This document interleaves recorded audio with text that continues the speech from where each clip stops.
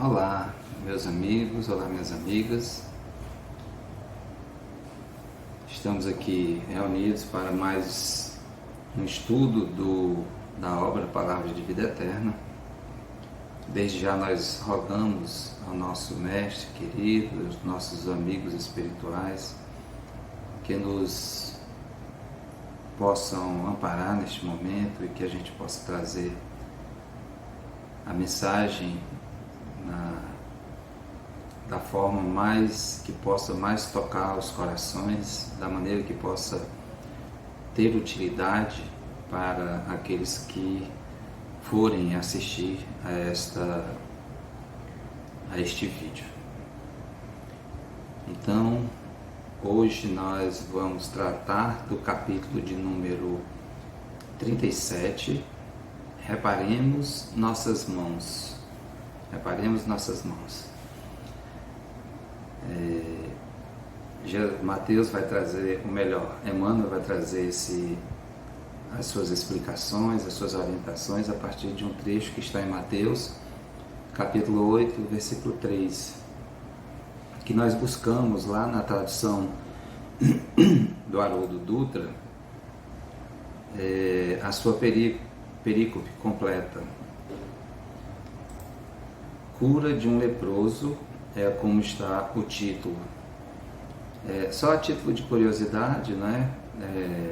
Esse evangelho, o Evangelho de Mateus, sugere-se que ele foi escrito, né, em 28, no ano de 28 depois da vinda do Senhor.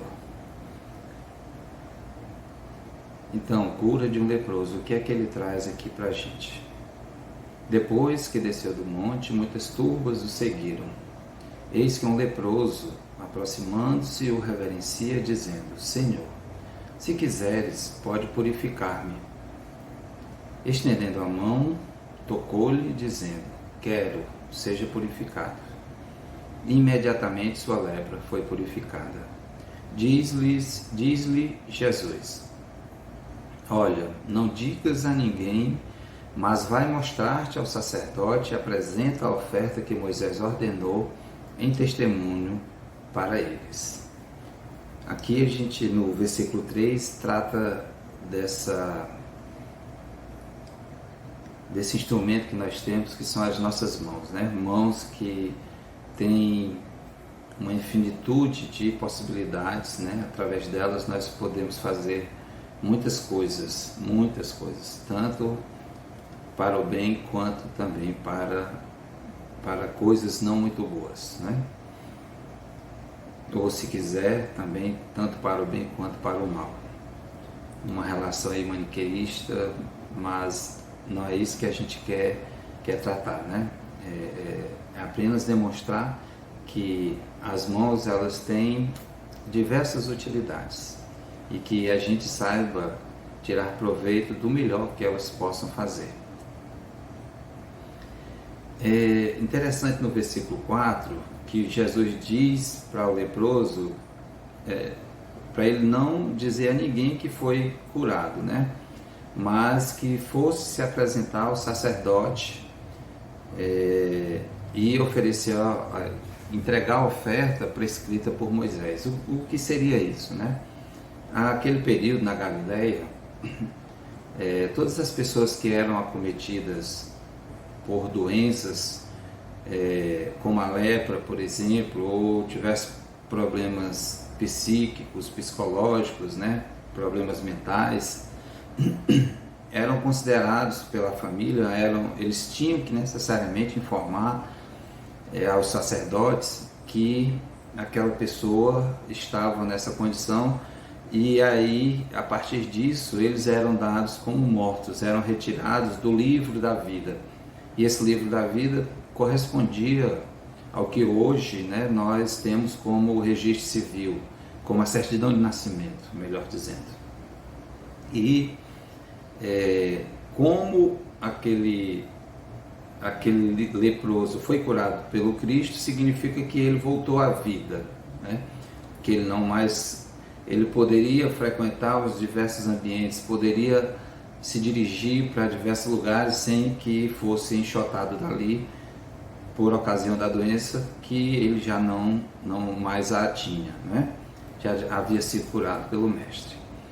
Então, às vezes fica um pouco, quando a gente não compreende, né, a mensagem, ou melhor dizendo, o contexto de como a situação ocorria à época, fica um pouco difícil de compreender, mas essa é a explicação que é dada pelos estudiosos.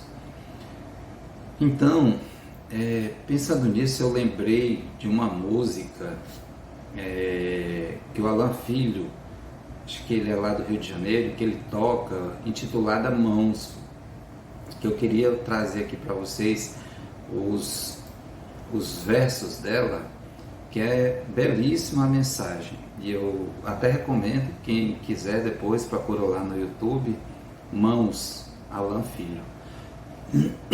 Então vamos lá. O que é que ele nos diz na música, a letra da canção? Mãos que apontam as falhas do outro são traves nos olhos de quem não se vê. Abertas são tapas na cara da vida. Fechadas são punhos buscando o poder. Lançam as pedras, condenam e castigam, mas na própria vida há uma contradição. Mãos que lavadas diante do povo demonstram de novo uma velha omissão. Minhas mãos estão marcadas, do que está cheio o meu coração. Minhas mãos estão marcadas, do que está cheio o meu coração. Que das cinzas de todo desamor renasça a paz, que eu consiga enxergar o amor em mim e levá-lo aos demais. E notar que apesar de toda dor, há mãos que partilham o pão e o vinho, são as mesmas mãos que nos lavam os pés, mãos que nos chamam para andar sobre as águas e sempre nos erguem se há pouca fé. Mãos que amparam o samaritano, são mãos que emanam quem o mundo abandonou, mãos que semeiam do alto do monte, são fontes de fé, de esperança e de amor. Minhas mãos estão marcadas do que está cheio o meu coração. Né? Então, cada mão está marcada do que está cheio o seu coração. Então, aí nós temos diversas possibilidades, né? Essa canção, nesses versos, traz coisas assim belíssimas, porque essas mãos que nós podemos utilizar para afagar, para amparar, para oferecer um amparo àqueles em situações mais delicadas, elas também podem servir de apedrejamento, como as mãos daqueles que apedrejaram Estevão, como as mãos daqueles que iriam apedrejar a mulher adúltera se não fosse o Cristo ter sondado a consciência de cada um deles. Então, essas mãos que podem apedrejar, que podem amaldiçoar, que podem apresentar um dedo em riste, num total desrespeito ao seu próximo, essas mãos elas também podem acolher. E esse é o significado maior, isso é o que nós devemos entender para que a utilidade que nós fizermos dela seja na direção dos ensinamentos do nosso querido e amado Mestre, que é Jesus. Então, depois assistam lá a essa canção que é muito bela, realmente é muito bela. E agora, adentrando ao texto propriamente dito, que Emmanuel traz para a gente, nós vamos aqui tocando em cada parágrafo e, se necessário, faremos alguma observação. O que Emmanuel nos diz? Meditemos na grandeza e na sublimidade das mãos que se estendem para o bem. Mãos que aram a terra, preparando a colheita. Quantos agricultores que não cuidam, né, do solo terreno para ali jogar uma semente que dará frutos e que serve para alimentar os nossos corpos. Quantos homens e mulheres do campo não fazem isso, e nós outros que vivemos nas grandes cidades somos beneficiados com essa dedicação, com esse amparo, com o trabalho realizado por esses homens e mulheres. A gente sabe que hoje há uma escala menor em relação a isso, porque o modo de produção está industrializado e isso tem atendido de forma bem mais ampla, né, uma quantidade maior de pessoas, e que é uma coisa positiva, obviamente, mas não significa que a gente tenha esquecido, por exemplo, desses homens e mulheres do campo que cuidam ali com a sua própria mão, com o amor, com o suor do seu rosto, se dedicando a plantar para adquirir recursos tanto para a sua sobrevivência quanto para os demais que buscam esses alimentos. Mãos que constroem lares e escolas, cidades e nações. Olha que grandeza! Os nossos pedreiros, os nossos auxiliares de pedreiros, os carpinteiros, assim como o Pai de Jesus e como Jesus, diversas outras funções que trabalham, e muitas vezes serviços duros, serviços pesados, né? Serviços assim que exigem uma condição física mais robusta, são esses responsáveis pela construção dos nossos lares, das nossas casas, onde nós podemos repousar após um dia de labuta, um dia de trabalho. Assim como as escolas, que ali abrigam uma quantidade enorme de jovens, crianças, jovens e adultos, com os seus professores, com toda a sua estrutura, para nos oferecer o ensinamento, para nos oferecer a condição de nós desenvolvermos o nosso intelecto. Cidades que nos permite toda essa vivência de coletividade, de aprender com o próximo, de entender uma experiência de um e de outro e trazer aquilo para a nossa existência.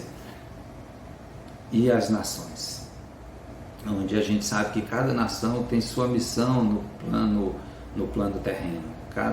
Como nós sabemos que o Brasil é a pátria do Evangelho, né? É o coração do mundo, onde nós abrigamos diversos povos de outras nações e abrigamos, apesar de toda a nossa reflexão em dados momentos da nossa existência, a gente ainda assim acaba sendo um povo acolhedor, um povo que recebe esses outros povos com muito afeto e com muito carinho. Mãos que escrevem amando em louvor do conhecimento. Mãos que escrevem. Quantos livros, quantas obras, como essa aqui, em que Chico Xavier recebe psicografa a mensagem de Emmanuel para trazer para nós lições imorredoras. Mãos que curam na medicina, que plasmam a riqueza da ciência e da indústria, que asseguram o reconforto e o progresso. Olha que coisa linda, né? Mãos, como está o desenvolvimento da medicina nos dias atuais, né? Como está o desenvolvimento da ciência, da indústria, da tecnologia nos tempos atuais, que nos assegura um pouco de reconforto e de progresso material, e que, se nós soubermos também tirar um bom proveito disso, nos trará também um progresso espiritual, se nós soubermos fazer o bom uso do conhecimento, que nos permite multiplicar as riquezas, que nos permite multiplicar o conhecimento e o desenvolvimento da ciência, da medicina, da indústria, do comércio e das diversas atividades econômicas que o mundo nos oferece. Todas elas se abrem generosas na direção do infinito, gerando aperfeiçoamento e tranquilidade, reconhecimento e alegria, conjugando-se abnegadas para a extensão das bênçãos da sabedoria e de amor na obra de Deus. Que coisa linda, né? Tudo que nós podemos fazer com esse instrumento que aqui se encontra, que em sua maioria de nós encarnados as temos prontas para uso. Mas nós sabemos que tem outros que não possuem suas mãos e nem por isso deixam de realizar boas obras, nem por isso deixam de realizar coisas boas de outras maneiras. Mesmo as suas mãos fisicamente não estando ali, eles estão usando as suas mãos para realizar e para fazer o bem. Mas pensemos também nas mãos que se estendem para as sombras do mal. Aqui ele traz o contrário do que já foi visto até agora, né? O paradoxo que há na utilização dessas mãos. As mesmas mãos que amparam são as que apedrejam. Mãos que recolhem o ouro devido ao trabalho em favor de todos, transformando-se em garras de usura. Aqueles que trazem egoisticamente esses recursos para você e quanto mais os possui, mais os quer. Numa ganância incontrolável, num egoísmo assim, fora de controle que traz muitas misérias para outros entes, para outros seres que habitam esse planeta. Mãos que acionam apetrechos de morte, convertendo-se em conchas de sangue e lágrimas. Quantas armas não são criadas? Quantas armas através da inteligência humana e as mãos ali movimentando todos aqueles apetrechos, transformando aquilo em armas. Essas mesmas inteligências que desenvolvem o progresso são inteligências que também podem desenvolver armamentos que são nocivos, que são mortíferos, que tiram vidas e em grande quantidade. Quantas guerras ao longo das nossas existências, né? Quantas guerras, quantas vidas ceifadas. E a gente ainda não aprendeu, apesar de todo o processo e de todo o progresso humano, nós ainda nos alimentamos desse tipo de situação. Guerras para obter mais poder, para se sobrepor a nação, se sobrepondo sobre nação. Em busca de quê? Do ouro, da riqueza, dos valores amoedados. Mãos que se agitam na mímica estudada de quantos abusam da multidão para conduzir a indisciplina e proveito próprio. Então, os ensinamentos que são direcionados totalmente contrário às leis divinas e que acaba tornando uma imensidão, uma quantidade enorme de mentes humanas que se dirigem em caminhos totalmente tortuosos. Mãos que ferem, que coagulam o fel da calúnia em forma de letras, que amaldiçoam, que envenenam e que cultuam a inércia. Né? Então, são as mesmas mãos que escrevem livros, obras belíssimas, grandiosas, tem mãos que vão lá escrever livros que direcionam as pessoas, mais uma vez, no sentido contrário às leis do Criador. Infelizmente, são mãos que não trazem benefícios ao nosso próximo, muito pelo contrário, trazem dor e sofrimento. Reparemos assim a que forças da vida estendemos as nossas mãos, de que modo nós estamos utilizando essas nossas mãos. Jesus, o Mestre Divino, passou no mundo estendendo-as no auxílio de todos, ensinando e ajudando, cirando e afagando, aliviando, criando e afagando, aliviando corpos enfermos e levantando almas caídas. E para mostrarmos o supremo valor das mãos consagradas ao bem constante, preferiu morrer na cruz, de mãos estendidas, como que descerrando o coração pleno de amor à humanidade inteira. Então, o gesto do Cristo, com suas mãos ali abertas, espalmadas, fincadas por um prego em cada uma de suas mãos e demonstrando ali todo o seu amor pela humanidade, demonstrando ali tudo o que ele veio fazer e sintetizando ele no momento crucial, no momento último. A mesma mão de Pilatos, que lavou as mãos ao apresentar, né, naquele julgamento do Cristo, que ele tinha o poder necessário e poderia ter utilizado as suas mãos para dizer: basta, cessem, esse homem não deve nada. Ao mesmo tempo, ele lavou suas mãos e entregou tudo nas mãos daquela turba delirante, daquela turba doentia, quiçá não estivéssemos nós lá agindo daquela forma. Então, que a gente faça bom uso das nossas mãos.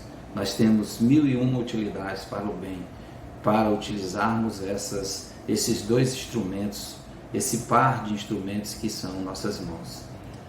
Então, meus amigos, minhas amigas, que Deus nos abençoe e até o nosso próximo encontro.